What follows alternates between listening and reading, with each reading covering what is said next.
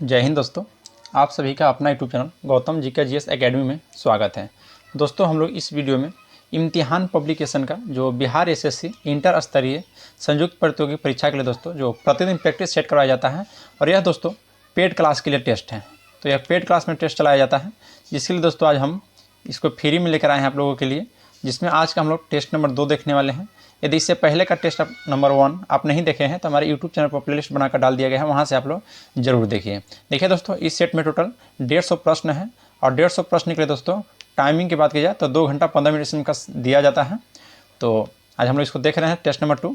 अगर आप हमारा यूट्यूब चैनल पर पहली बार आए हैं तो चैनल को सब्सक्राइब जरूर कीजिए और बेल आइकन को प्रेस कर लीजिए, ताकि कोई भी नोटिफिकेशन हो वो सबसे पहले आपके पास पहुंच जाए। तो चलिए दोस्तों, बिना देर के हुए हम लोग क्वेश्चन की ओर बढ़ते हैं। देखिए दोस्तों, अगर इसका पीडीएफ चाहिए तो हमारे डिस्क्रिप्शन में टेलीग्राम का लिंक दिया गया है, उस लिंक के माध्यम से आप टेलीग्राम में ज्वाइन हो जाइए और वहाँ पर इसका पीडीएफ प्रोवाइड करा दिया गया है। तो चलिए टेस्ट नंबर पहला देखते हैं दोस्तों। टेस्ट नंबर 2 का पहला क्वेश्चन बोल रहा है कि प्रथम बौद्ध संगीति का आयोजन कब किया गया था। तो प्रथम बौद्ध संगीति का आयोजन दोस्तों 483 ईसा पूर्व में किया गया था। देखिए याद रखिएगा, गौतम बुद्ध के जो महापरिनिर्वाण यानी कि दोस्तों मृत्यु को बोला जाता है, उनकी शिक्षाओं एवं उपदेशों को संकलित करने का उद्देश्य 483 ईसा पूर्व में प्रथम बौद्ध संगीति का आयोजन, और यह दोस्तों राजगीर में किया गया था। राजगीर में कहाँ, तो सप्तपर्णी गुफा में, याद रखिएगा सप्तपर्णी गुफा में। और इस संगीति के अध्यक्ष दोस्तों महाकश्यप थे, और यह अज्ञात शत्रु के संरक्षण में संपन्न हुआ था। और याद रखिएगा कि प्रथम बौद्ध संगीति में दोस्तों सूत पिटक और विजय पिटक नामक बौद्ध ग्रंथों का संकलन हुआ था। नेक्स्ट पाते हैं कि प्रसिद्ध अफ्रीकी यात्री इब्न तुता किसके शासनकाल में भारत आया था। तो देखिए दोस्तों, यह मोहम्मद बिन तुगलक के शासनकाल में जो अफ्रीकी यात्री इब्न तुता था, यह दोस्तों भारत आया था। और यह दोस्तों याद रखिए कब आया था, तो 1333 ईस्वी में मोहम्मद बिन तुगलक में दोस्तों उसका शासनकाल रहता है 1325 से 1351। इसी के दौरान दोस्तों भारत का दौरा किया था, और सुल्तान ने उसका खूब स्वागत किया था मोहम्मद बिन तुगलक, और कुछ समय के लिए दिल्ली का इसे काजी भी नियुक्त किया। इब्न तुता ने मोहम्मद बिन तुगलक के समय घटनाओं का दोस्तों अपनी पुस्तक रेहला में उल्लेख किया है, याद रखिएगा। नेक्स्ट है कि निम्नलिखित में से किसने महिला शिक्षा के लिए तर्क देने के लिए कुरान की आयत की पूर्ण व्याख्या की थी। तो यह याद रखिएगा दोस्तों, मुमताज अली। तो ऑप्शन नंबर सी इसका राइट हो जाएगा, मुमताज अली। नेक्स्ट क्वेश्चन पाते हैं, क्वेश्चन नंबर दोस्तों 4। ध्यान दीजिएगा, क्वेश्चन 4 कहता है कि इंडियन होम रूल सोसाइटी की स्थापना 1905 ईस्वी में लंदन में की गई थी। तो इसके संस्थापक कौन थे। तो देखिए दोस्तों, इसके संस्थापक श्याम जी कृष्ण वर्मा थे, याद रखिएगा।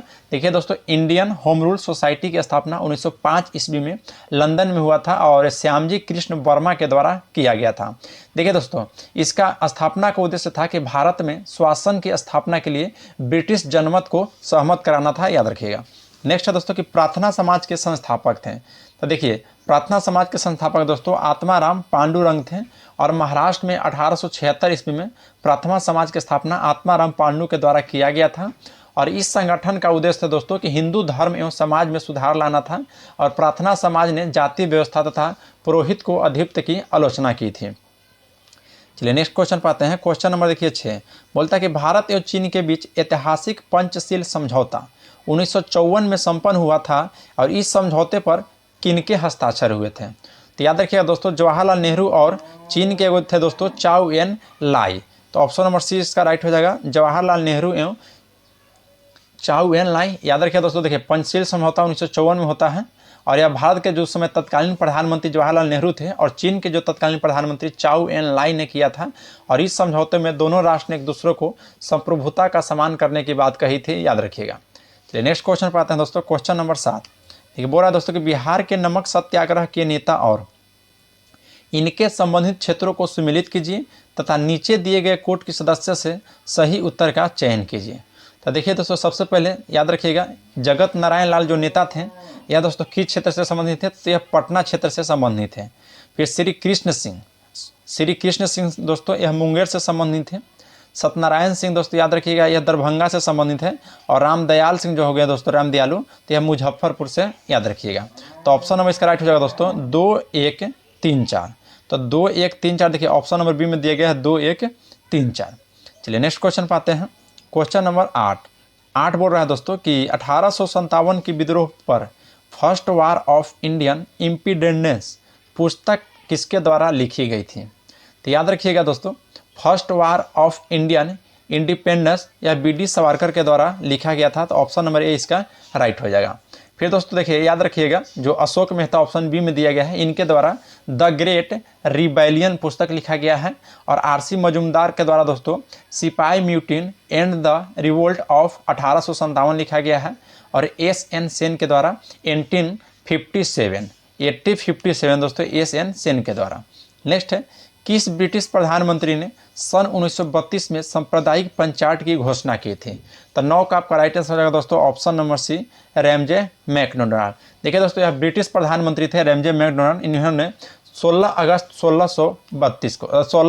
को दोस्तों और 1932 को, ध्यान रखना है, 16 अगस्त 1932 को सांप्रदायिक पंचायत की घोषणा की थी। और इस पंचायत में दोस्तों पृथक निर्वाचन पद्धति को न केवल मुसलमानों के लिए रखा गया था, बल्कि इसे दलित वर्गों के लिए भी दोस्तों लागू किया गया था। चलिए नेक्स्ट क्वेश्चन पर हम लोग आते हैं। क्वेश्चन नंबर ध्यान दीजिएगा, क्वेश्चन नंबर 10। क्वेश्चन नंबर 10 का था कि कुका आंदोलन किस क्षेत्र में हुआ था? जो कि 1870 के दशक में दोस्तों, यह याद रखिएगा कि पंजाब में अंग्रेजों के विरुद्ध होने वाला था। यह धार्मिक आंदोलन था और इसका नेता आपसे पूछेगा दोस्तों तो भगत जवाहर मल थे, याद रखिएगा। तो यह दोस्तों कहाँ में? तो पंजाब में हुआ था। नेक्स्ट है, सहकारी समितियों से संबंधित प्रावधान संविधान के किस भाग में है? तो सहकारी समिति, तो यह राइट हो जाएगा दोस्तों भाग 9 के ख में। तो ऑप्शन नंबर सी हो जाएगा भाग 9 के ख में। याद रखिएगा, सहकारी समिति की दोस्तों बात की जाए तो 97वां संविधान संशोधन 211 के द्वारा दोस्तों इसे संवैधानिक दर्जा दिया गया था। और इसके लिए दोस्तों संविधान में एक नया भाग बनाया गया था, जो कि भाग 9 के ख में इसको रखा गया था। नेक्स्ट क्वेश्चन है 12। भारतीय संविधान के किस अनुसूची के अंतर्गत उत्तर पूर्व के कुछ राज्यों में अनुसूचित क्षेत्रों के प्रशासन और नियंत्रण के लिए कुछ विशेष उपबंध किए गए हैं? तो याद रखिएगा दोस्तों, यह छठे, तो ऑप्शन नंबर सी हो जाएगा छठे दोस्तों। याद रखिएगा, छठी अनुसूची में असम, मेघालय, त्रिपुरा तथा मिजोरम राज्यों को जनजातीय क्षेत्र को प्रशासन के बारे में विशेष उपबंध दिया गया है, याद रखिएगा। जबकि 5वीं अनुसूची का संबंध दोस्तों शेष अन्य राज्यों के जनजातीय क्षेत्र के प्रशासन के बारे में विशेष उपबंध किया गया है, याद रखिएगा। नेक्स्ट क्वेश्चन है क्वेश्चन नंबर 13। 73वां संविधान संशोधन अधिनियम 1992 का संबंध है? तो यह दोस्तों पंचायती राज प्रणाली से है। तो ऑप्शन नंबर सी इसका राइट हो जाएगा पंचायती राज प्रणाली से, याद रखिएगा। नेक्स्ट है कि भारतीय संविधान का कौन सा अनुच्छेद राज्य सरकारों को ग्राम पंचायत को संगठित करने का निर्देश देता है? तो देखिए दोस्तों, यह अनुच्छेद 40। देखिए, संविधान के भाग 4 के अंतर्गत राज्य के नीति निर्देशक सिद्धांतों में अनुच्छेद 40 के अंतर्गत राज्य सरकार को ग्राम पंचायतों को संगठित करने का निर्देश दिया जाता है दोस्तों। और यह 73वां संविधान संशोधन अधिनियम 1992 के द्वारा उन्हें संवैधानिक दर्जा भी दिया गया है। चलिए नेक्स्ट क्वेश्चन पर आते हैं, क्वेश्चन नंबर 15। राज्य विधान परिषद में कितने सदस्य अप्रत्यक्ष रूप से निर्वाचित हुए हैं? तो यह याद रखिएगा दोस्तों 5/6, यानी कि ऑप्शन नंबर सी इसका राइट हो जाएगा। विधान परिषद में दोस्तों याद रखिएगा कि 5/6 सदस्य अप्रत्यक्ष रूप से निर्वाचित होता है, और जबकि दोस्तों 1/6 सदस्य राज्यपाल के द्वारा मनोनीत किया जाता है। और इसका दोस्तों सदस्यों का चुनाव की बात की जाए तो एकल संक्रमणीय मत के माध्यम से होता है, याद रखिएगा। नेक्स्ट है कि भारत के संविधान को किस अनुसूची में 3 सूचियां हैं जो संघ और राज्यों के बीच शक्तियों का विभाजन करता है? तो याद रखिए दोस्तों, भारतीय संविधान में जो 7वीं अनुसूची है, इसमें केंद्र सरकार राज्य सरकार के बीच शक्तियों का विभाजन करता है। तो ऑप्शन नंबर सी हो जाएगा 7वीं अनुसूची। चलिए नेक्स्ट क्वेश्चन पर आते हैं। क्वेश्चन नंबर देखिए 17। भारतीय संसद की सबसे बड़ी समिति दोस्तों कौन सी है? तो भारतीय संसद की सबसे बड़ी समिति प्राक्कलन समिति है, याद रखिएगा। ऑप्शन नंबर ए इसका राइट हो जाएगा प्राक्कलन समिति। देखिए दोस्तों, प्राक्कलन समिति में सदस्यों की संख्या टोटल 30 से है, याद रखिएगा। और जबकि लोक लेखा समिति कहेगा तथा सार्वजनिक उपक्रम समिति में, इसमें सदस्यों की संख्या दोस्तों 22 है। और याचिका समिति में कुल 15 सदस्य होते हैं, याद रखिएगा। नेक्स्ट है, सर्वोच्च न्यायालय के न्यायाधीशों की सेवानिवृत्ति की आयु कितनी है? तो यह दोस्तों 65 वर्ष। तो ऑप्शन नंबर सी इसका राइट हो जाएगा 65 वर्ष, याद रखिएगा। और उच्च न्यायालय के दोस्तों न्यायाधीशों के सेवानिवृत्ति की आयु कहेगा तो उसको दोस्तों 62 वर्ष हो जाएगा, याद रखिएगा। नेक्स्ट है कि घरेलू हिंसा में महिलाओं को सुरक्षा अधिनियम कब पारित किया गया था? तो यह दोस्तों सन 2005 ईस्वी में। तो ऑप्शन नंबर इसका सी राइट हो जाएगा सन 2005 ईस्वी में दोस्तों। और इस अधिनियम के तहत पारित किया गया था घरेलू हिंसा के महिलाओं के लिए, याद रखिएगा।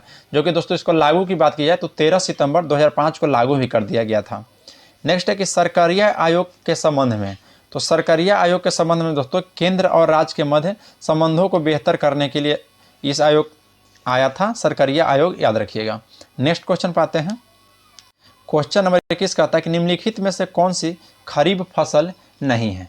तो खरीफ फसल दोस्तों याद रखना है कि इसमें कौन सी नहीं है। तो देखिए जो ऑप्शन नंबर सी दिया गया दोस्तों मंसूरी, यह दोस्तों मंसूर आपको यह रबी फसल है।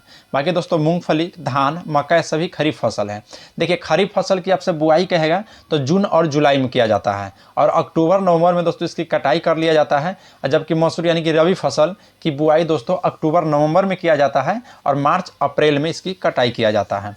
नेक्स्ट क्वेश्चन है दोस्तों क्वेश्चन नंबर 22, अंगूर की खेती को किस नाम से जाना जाता है। तो अंगूर की खेती को दोस्तों बीटी कल्चर के नाम से जाना जाता है, याद रखिएगा।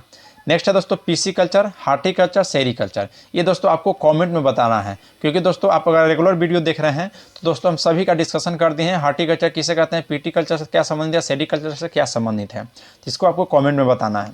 चलिए नेक्स्ट पर हम लोग आते हैं। क्वेश्चन नंबर 23 बोलता है दोस्तों कि वेम्बनाड झील किस राज्य में है। तो वेम्बनाड झील दोस्तों यह केरल राज्य में अवस्थित है, याद रखिएगा। और यह दोस्तों लैगून झील है, वेम्बनाड झील जो है यह लैगून झील है और यह झील 96 किलोमीटर लंबी तथा 14 किलोमीटर चौड़ी है दोस्तों, याद रखिएगा। चलिए नेक्स्ट क्वेश्चन पाते हैं। क्वेश्चन नंबर 24 बोल रहा है दोस्तों, ध्यान दीजिएगा कि सूची 1 को सूची 2 के साथ सुमिलित कीजिए और नीचे दिए गए कोड का दोस्तों उत्तर चुनना है।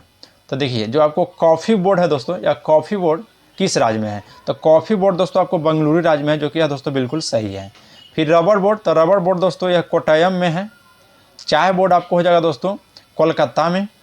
फिर तंबाकू बोर्ड हो जाएगा दोस्तों गुंटूर में, याद रखिएगा। तो इसका राइट आंसर हो जाएगा 1 3 4 2। 1 3 4 2 ऑप्शन नंबर बी में दिया गया, तो यह बिल्कुल राइट है। चलिए नेक्स्ट क्वेश्चन पाते हैं। क्वेश्चन नंबर दोस्तों देखिए 25 बोलता है, ध्यान दीजिएगा कि कोह सुल्तान ज्वालामुखी किस देश में स्थित है। तो कोह सुल्तान ज्वालामुखी दोस्तों यह पाकिस्तान में अवस्थित है। ऑप्शन नंबर ए इसका राइट हो जाएगा दोस्तों, याद रखिएगा। चलिए नेक्स्ट क्वेश्चन पाते हैं। क्वेश्चन नंबर 26, सरकार ने किस योजना के तहत कृषि रणनीति पेश की जिसने हरित क्रांति को जन्म दिया था। तो याद रखिएगा दोस्तों ऑप्शन नंबर सी इसका राइट हो जाएगा तीसरी पंचवर्षीय योजना। देखिए दोस्तों तीसरी पंचवर्षीय योजना की बात की जाए तो यह दोस्तों 1961 से 66 तक चलती है और इसके दौरान दोस्तों यह लागू किया गया था। कृषि के लिए उत्पादन में वृद्धि की आवश्यकता पर जोर दिया गया था, याद रखिएगा। Next question 27, great barrier reef कहाँ अवस्थित है। तो ग्रेट बैरियर रीफ दोस्तों यह प्रशांत महासागर में अवस्थित है, याद रखिएगा। देखिए यह ऑस्ट्रेलिया महाद्वीप के क्वींसलैंड एवं न्यू साउथ वेल्स के उत्तर पूर्व में प्रशांत महासागर में अवस्थित है।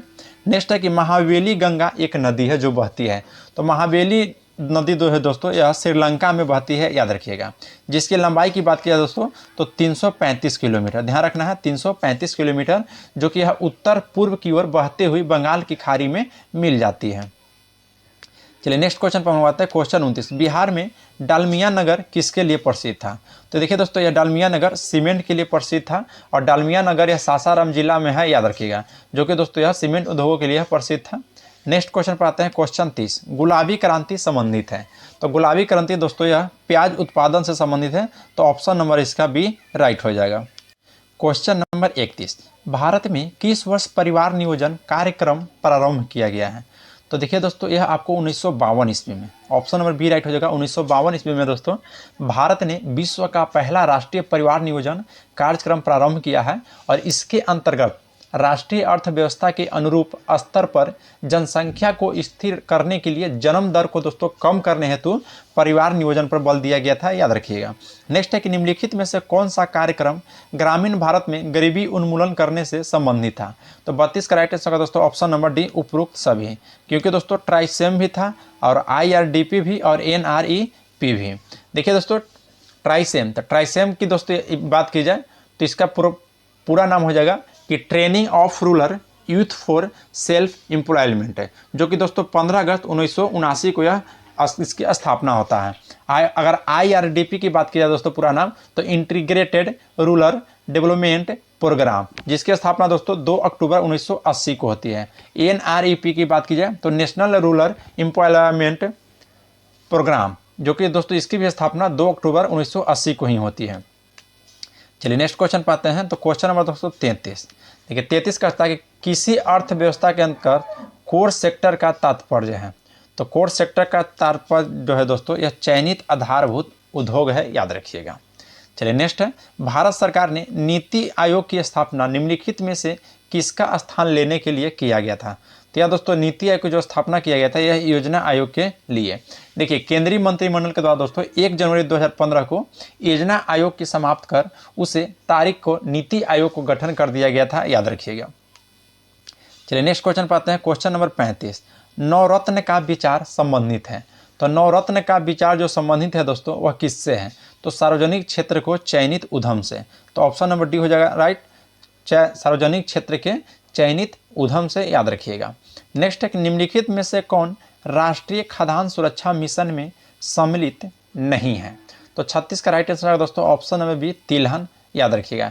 देखिए दोस्तों राष्ट्रीय खाद्य सुरक्षा मिशन यह 2007-8 से प्रारंभ किया गया था और केंद्रीय प्रायोजित योजना है। यह वर्तमान में दोस्तों 36 योजना के तहत जैसे चावल, गेहूं, दलहन, मोटे अनाज तथा कुछ वाणिज्यिक फसल शामिल है इसमें, और लेकिन दोस्तों तिलहन इस योजना में शामिल नहीं है, याद रखिएगा। चलिए नेक्स्ट क्वेश्चन पाते हैं। क्वेश्चन नंबर 37 बोलता है कि भारतीय जीवन बीमा निगम LIC की स्थापना कब हुआ था। तो भारतीय जीवन बीमा निगम की स्थापना दोस्तों 1956 ईस्वी में किया गया था, याद रखिएगा। चलिए नेक्स्ट क्वेश्चन पाते हैं। क्वेश्चन नंबर दोस्तों 38 बोलता है कि जनगणना 2011 की रिपोर्ट के अनुसार निम्नलिखित राज्यों में किसका जनसंख्या घनत्व अधिकतम था। तो देखिए बिहार का दोस्तों उस समय अधिकतम था, क्योंकि दोस्तों उस समय 1106 था बिहार का। पश्चिम बंगाल का दोस्तों 1028 था। फिर दोस्तों आपको उत्तर प्रदेश की बात की जाए तो इसका दोस्तों 829 था और केरल का दोस्तों 860 था। तो जनसंख्या घनत्व दोस्तों सबसे अधिकतम किसका हो गया, तो बिहार का। तो बिहार का आपका राइट आंसर हो जाएगा ऑप्शन नंबर ए। चलिए नेक्स्ट क्वेश्चन पाते हैं। क्वेश्चन नंबर देखिए 39। क्वेश्चन 39 बोलता है कि निम्नलिखित में से कौन सा देश नाफ्टा का सदस्य नहीं है। तो नाफ्टा का सदस्य दोस्तों ग्रेट ब्रिटेन नहीं है, याद रखिएगा। नाफ्टा, देखिए नाफ्टा का पूर्ण नाम होता है दोस्तों north America free trade agreement. उत्तरी अमेरिका का यह एक त्रिपक्षीय व्यापार गुट समझौता दोस्तों, जो कि 1 जनवरी 1994 को प्रभावी हुआ था, याद रखिएगा। देखिए इसमें दोस्तों शामिल कौन कौन है त्रिपक्षीय गुट में, तो कनाडा, मैक्सिको, संयुक्त राज्य अमेरिका, याद रखिएगा। नेक्स्ट, एशिया प्रशांत आर्थिक सहयोग एपेक का मुख्यालय कहाँ स्थित है। तो इसका मुख्यालय दोस्तों आपको सिंगापुर में अवस्थित है, याद रखिएगा। एशिया प्रशांत आर्थिक सहयोग का मुख्यालय सिंगापुर में अवस्थित है। चलिए नेक्स्ट क्वेश्चन पाते हैं। क्वेश्चन नंबर दोस्तों 41। देखिए क्वेश्चन 41 क्या कहता है कि निम्नलिखित में से किसका मात्रक नहीं होता है। तो देखिए किसका मात्रक नहीं होता दोस्तों, तो विकृति का। तो ऑप्शन नंबर डी इसका राइट हो जाएगा, विकृति का मात्रक नहीं होता है, याद रखिएगा। देखिए दोस्तों पलांग नियतांक का मात्रक जूल, पलांग जो नियतांक है दोस्तों इसका मात्रक होता है जूल। गुरुत्वीय त्वरण का मात्रक होता है दोस्तों मीटर प्रति सेकेंड स्क्वायर। अब यंग मॉडुलस का मात्रक न्यूटन प्रति मीटर स्क्वायर, याद रखिएगा। नेक्स्ट पे आते हैं। क्वेश्चन नंबर 42 कहता है कि बाल्टी में रखा जल ऊपर प्रतीत होता है, इसका कारण प्रकाश का कौन सी घटना है। तो याद रखिए दोस्तों प्रकाश का अपवर्तन, प्रकाश का अपवर्तन जो है इसकी घटना है। देखिए दोस्तों प्रकाश के अपवर्तन की बात की जाए तो प्रकाश किरण के एक माध्यम से दूसरे माध्यम में जाती है तो अपने पथ से विचलित हो जाती है। इस घटना को दोस्तों प्रकाश का अपवर्तन कहते हैं। नेक्स्ट है, लेंस की वक्रता त्रिज्या एवं फोकस दूरी में क्या संबंध है। तो देखिए दोस्तों इसमें वक्रता त्रिज्या बराबर 2 इंटू फोकस दूरी, यही संबंध है, याद रखिएगा। देखिए दोस्तों लेंस की जो वक्रता त्रिज्या है ये फोकस दूरी की दुगनी होती है, याद रखिएगा। चलिए नेक्स्ट क्वेश्चन पर हम आते हैं। Question number 44। सर्कस में व्यक्ति अपने चौड़ा तख्ता रखता है ताकि हाथी उस पर आसानी से पार हो जाता है, इसका स्पष्ट कारण क्या है। तो इसका स्पष्ट कारण है दोस्तों कि दाब कम लगता है। तो ऑप्शन 20 का राइट हो जाएगा कि दाब कम लगता है, क्योंकि दोस्तों देखिए चौड़ा तख्ता रखने के कारण प्रतिलंबित जो क्षेत्रफल है सो बढ़ जाता है। अंत में इसका दोस्तों दाब कम लगता है, जिसके व्यक्ति पर हाथी के जो भार का प्रभाव कम पड़ता है, क्योंकि दोस्तों दाब बराबर होता है बल बटा क्षेत्रफल। दाब बराबर क्या होता है, तो बल बटा क्षेत्रफल। चलिए नेक्स्ट पर आते हैं। क्वेश्चन नंबर देखिए 45 बोलता है कि घरेलू सर्किट में विद्युत उपकरण किस श्रेणी से किस श्रेणी में जुड़े होते हैं? तो घरेलू उपकरण में दोस्तों समानांतर कन्वेंशन होता है। तो ऑप्शन नंबर 20 का राइट हो जाएगा समानांतर कन्वेंशन। याद रखिएगा, जो घरेलू विद्युत उपकरण हम लोग यूज करते हैं दोस्तों, वह समानांतर क्रम में जुड़ा होता है, क्योंकि एक उपकरण का प्रभाव दूसरे पर नहीं पड़े इसलिए। नेक्स्ट है कि इनमें से कौन विद्युत का चालक नहीं है? तो देखिए दोस्तों, अवरख जो है इसमें, यह विद्युत का चालक नहीं है। चांदी दोस्तों जो हो गया इसमें, यह विद्युत का सबसे अच्छा सुचालक इसको माना जाता है, चांदी को, याद रखिएगा। नेक्स्ट क्वेश्चन पाते हैं, क्वेश्चन नंबर 47 बोलता है कि निम्नलिखित में अम्ल एवं पदार्थ का सही क्रम दर्शाइए। तो अम्ल और पदार्थ का दोस्तों सही क्रम दर्शाना है। तो देखिए, टार्टेरिक जो अम्ल है यह दोस्तों इमली और अंगूर में पाया जाता है, टार्टेरिक अम्ल। और फिर दोस्तों एसिटिक अम्ल यह आंवला में पाया जाता है, लैक्टिक अम्ल दूध में पाया जाता है, फॉर्मिक अम्ल चींटी का डंक में पाया जाता है। तो इसका राइट ऑप्शन हो जाएगा दोस्तों 1, 2, 3, 4, तो जो कि ऑप्शन नंबर ए में ही दिया गया है, तो इसका राइट आंसर हो जाएगा। चलिए नेक्स्ट क्वेश्चन पाते हैं, क्वेश्चन नंबर 48 निम्नलिखित में से किसका परमाणु संख्या सबसे ज़्यादा है? तो किसका परमाणु संख्या सबसे ज़्यादा है दोस्तों? तो Hg का। तो ऑप्शन नंबर सी इसका राइट हो जाएगा दोस्तों, Hg इसका परमाणु संख्या सबसे ज़्यादा है। देखिए दोस्तों, Hg यह मरकरी का परमाणु संख्या सबसे ज़्यादा है, क्योंकि प्रत्येक की परमाणु संख्या दोस्तों, जैसे Zn है तो Zn का परमाणु यह दोस्तों 30 हो गया परमाणु संख्या, Cd का आपको दोस्तों 48 हो गया, Hg का दोस्तों आपको 80 हो गया, और Au यानी कि दोस्तों इसका आपका 79 हो गया। चलिए नेक्स्ट पाते हैं कि निम्नलिखित नाभिकीय विखंडन किरणों में परमाणु भार में परिवर्तन सबसे ज़्यादा किसमें होता है? तो 49 का आपका राइट आंसर होगा ऑप्शन नंबर ए, अल्फा किरणों में, याद रखिएगा, अल्फा किरणों में। चलिए नेक्स्ट है दोस्तों कि समुद्री जल का पीएच मान क्या होता है? तो समुद्री जल का पीएच मान दोस्तों 8.4 होता है। तो इसके हिसाब से दोस्तों ऑप्शन नंबर 20 का राइट हो जाएगा 7.7 से 8.3। देखिए दोस्तों, रक्त का अगर पीएच मान पूछा जाएगा तो आपको 7.4 हो जाएगा, याद रखिएगा। और यह दोस्तों नेक्स्ट क्वेश्चन पर हम आते हैं कि निम्नलिखित में से कौन एल्युमिनियम का अयस्क नहीं है? तो देखिए दोस्तों, जो आपका ऑप्शन नंबर 51 का जो डी दिया गया है, डोलामाइट, यह दोस्तों एल्युमिनियम का अयस्क नहीं है, याद रखिएगा। देखिए, एल्युमिनियम का मुख्य अयस्क दोस्तों बॉक्साइड, कोरंडम, फेलस्पार, क्रायोलाइट इत्यादि है दोस्तों, जबकि अगर डोलामाइट की बात की जाए तो यह दोस्तों मैग्नीशियम का अयस्क है। चलिए नेक्स्ट पे आते हैं, क्वेश्चन नंबर 52 कहता है कि अंतरिक्ष में सबसे अधिक किस गैस की प्रतिशतता है? तो अंतरिक्ष में दोस्तों सबसे अधिक जो है यह हाइड्रोजन गैस की प्रतिशतता है, याद रखिएगा, हाइड्रोजन गैस की प्रतिशतता है। देखिए दोस्तों, हाइड्रोजन एवं हीलियम गैस क्रमशः 3/4 एवं 1/4 में है, जबकि दोस्तों अन्य गैस नगण्य मात्रा में है, याद रखिएगा। अगर प्रचुर मात्रा में कहेगा दोस्तों तो नाइट्रोजन हो जाएगा। नेक्स्ट है कि ब्यूटन में हाइड्रोजन की संख्या कितनी है? तो ब्यूटन में दोस्तों हाइड्रोजन की संख्या 8 होती है, ऑप्शन नंबर इसका सी राइट हो जाएगा। ब्यूटन की सूत्र की बात किया दोस्तों तो होता है C4H6, याद रखिएगा। चलिए नेक्स्ट क्वेश्चन पाते हैं, क्वेश्चन नंबर 54 बोलता है दोस्तों कि फलों के अध्ययन को क्या कहा जाता है? तो फलों के अध्ययन का दोस्तों क्या कहा जाता है? तो पोमोलॉजी कहा जाता है, याद रखिएगा। अगर दोस्तों आपको फाइकोलॉजी कहेगा तो यह शैवालों का अध्ययन होता है, फाइकोलॉजी। अगर अबोरिकल्चर कहेगा दोस्तों तो यह वृक्ष उत्पादन से संबंधित है, और एग्रो एस्ट्रोलॉजी कहेगा तो यह घास का अध्ययन होता है दोस्तों, एग्रो एस्ट्रोलॉजी। नेक्स्ट क्वेश्चन पाते हैं, क्वेश्चन नंबर दोस्तों ध्यान दीजिएगा 55।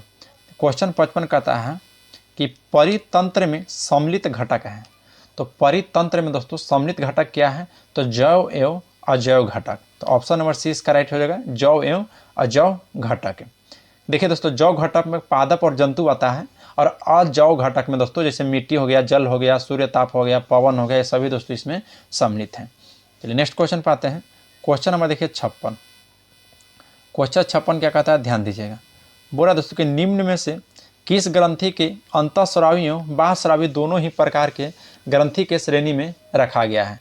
तो यह अग्नाशय का दोस्तों ऑप्शन ए में दिया गया है। अग्नाशय को याद रखिएगा, यह मानव शरीर की दूसरी सबसे बड़ी ग्रंथि है, और यह एक साथ अंत एवं बाह्य स्रावी दोनों प्रकार की ग्रंथि है, याद रखिएगा।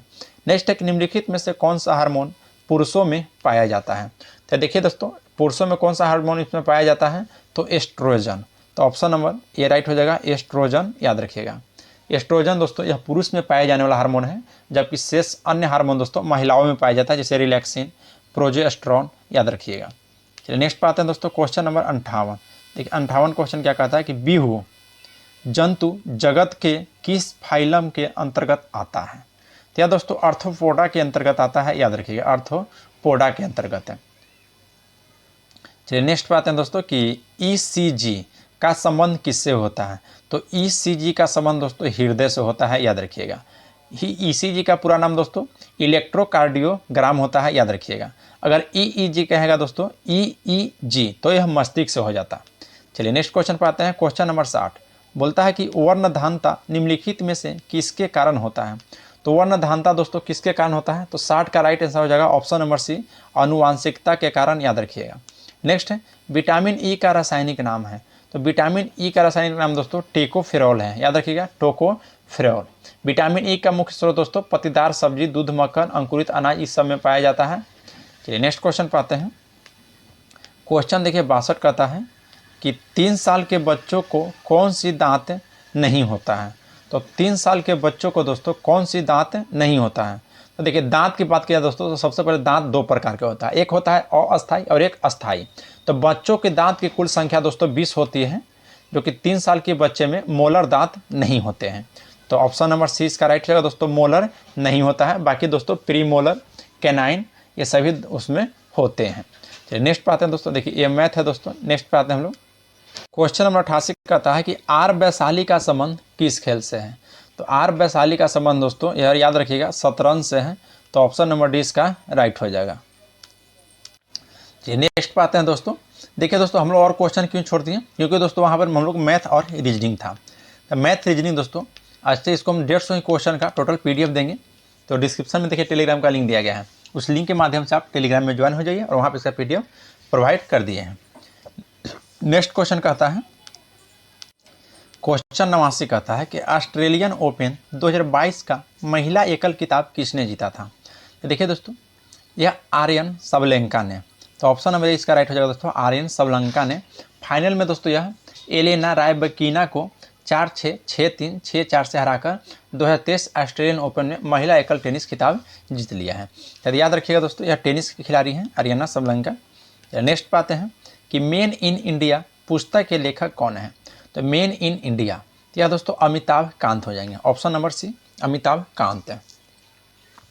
नेक्स्ट पाते हैं दोस्तों, जमैका की राजधानी निम्न में से कौन सी है? तो जमैका की राजधानी दोस्तों किंगस्टन हो जाएगा, ऑप्शन नंबर बी इसका राइट। अगर यहाँ की मुद्रा की बात की जाए दोस्तों तो डॉलर है। चलिए नेक्स्ट क्वेश्चन पर हम लोग आते हैं। क्वेश्चन नंबर 92 बोलता है कि गेबन की मुद्रा निम्न में से क्या है? तो गेबन की मुद्रा दोस्तों यह सेंट्रल अफ्रीकन CFA कैंप है। तो ऑप्शन नंबर ए इसका राइट हो जाएगा। नेक्स्ट है रौफ किस राज्य की प्रमुख लोक नृत्य है? तो रौफ दोस्तों याद रखिएगा यह जम्मू कश्मीर की प्रमुख लोक नृत्य है। चलिए नेक्स्ट क्वेश्चन पाते हैं। क्वेश्चन नंबर दोस्तों 94 क्या कहता है ध्यान दीजिएगा। कह रहा दोस्तों कि gift Gujarat international finance tech city के अध्यक्ष के रूप में किसे नियुक्त किया गया है? तो यह दोस्तों हसमुख आधिया को। देखिए पूर्व केंद्रीय वित्त एवं राजस्व सचिव हसमुख आधिया को दोस्तों गिफ्ट सिटी के अध्यक्ष के रूप में नियुक्ति किया गया है। नेक्स्ट है दोस्तों कि विश्व थैलेसीमिया दिवस किस तिथि को मनाया जाता है? तो यह दोस्तों आपको 8 मई को विश्व थैलेसीमिया दिवस मनाया जाता है। थैलेसीमिया दोस्तों एक आनुवांशिकी बीमारी है, इसका संबंध जागरूकता पैदा करने हेतु 8 मई को यह दिवस मनाया जाता है। नेक्स्ट पाते हैं, बोलता है कि भटनागर पुरस्कार किस क्षेत्र में उत्कृष्ट कार्य हेतु प्रदान किया जाता है? तो भटनागर पुरस्कार दोस्तों यह विज्ञान के क्षेत्र में दिया जाता है, याद रखिएगा। चलिए नेक्स्ट क्वेश्चन पर हम आते हैं। क्वेश्चन नंबर दोस्तों 97 बोलता है कि 94वें एकेडमी अवार्ड में सर्वश्रेष्ठ फिल्म का पुरस्कार किसे दिया गया है? तो 97 का राइट आंसर दोस्तों ए कोडा को, याद रखिएगा कोडा। नेक्स्ट है शिवा सुब्रमण्यम ट्रॉफी का संबंध किस खेल से है? तो शिवा सुब्रमण्यम ट्रॉफी का संबंध दोस्तों यह वॉलीबॉल से है। तो ऑप्शन नंबर सी इसका राइट हो जाएगा वॉलीबॉल। चलिए नेक्स्ट क्वेश्चन पर आते हैं दोस्तों। Question number 99। तो ये क्वेश्चन 99 बोलता है कि विश्व खनन कांग्रेस 2023 का मेजबान देश कौन सा था? तो विश्व खनन कांग्रेस 2023 का मेजबान देश दोस्तों यह ऑस्ट्रेलिया है, याद रखिएगा। ऑप्शन नंबर सी इसका राइट हो जाएगा। क्वेश्चन नंबर 100, 1 लाख रुपये का आंकड़ा छूने वाला पहला भारतीय स्टॉक कौन बन गया? तो याद रखिएगा दोस्तों ऑप्शन नंबर सी इसका राइट हो जाएगा MRF। नेक्स्ट पे आते हैं। देखिए दोस्तों अब यहाँ से रीजनिंग मैथ फिर चालू हो गया। तो इसका PDF तो दे रहे हैं, आप PDF के लिए दोस्तों टेलीग्राम में ज्वाइन हो जाइए। चलिए आज के लिए इतना ही, मिलते हैं आपसे नेक्स्ट क्लास में दोस्तों। अगर यह टेस्ट सीरीज आप लोग को अच्छा लगा हो दोस्तों तो कमेंट जरूर कीजिएगा और लाइक जरूर कीजिए। दोस्तों आप हमारे यूट्यूब चैनल पर पहली बार हैं तो चैनल को दोस्तों सब्सक्राइब जरूर कर लीजिए और बेल आइकन को प्रेस कर लीजिएगा ताकि कोई भी नोटिफिकेशन हो और सबसे पहले आपके पास पहुंच जाए। देखिए दोस्तों, इसका हम रीजनिंग और अथी का मैथ का टोटल PDF प्रोवाइड करा रहे हैं और जीके जैसे टोटल 150 क्वेश्चन का PDF रहेगा ये। तो चलिए टेलीग्राम से ले लीजिएगा। जय हिंद दोस्तों।